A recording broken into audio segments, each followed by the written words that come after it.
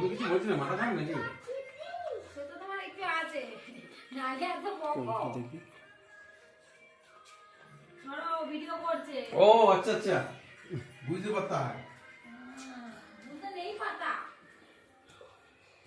পাতা না। তুই আমার ঘরে ঢুকবি, আমি ধরা দিয়ে দেবো কিন্তু। ভয় ধরা দিয়ে দেবো, তোর মা তো বাবা মুখবে দিয়ে ধরা দিয়ে দেবে। তুই দিয়ারে এখানে পা করছিস আমার করে? এই তো এদিকে নোংরা তো।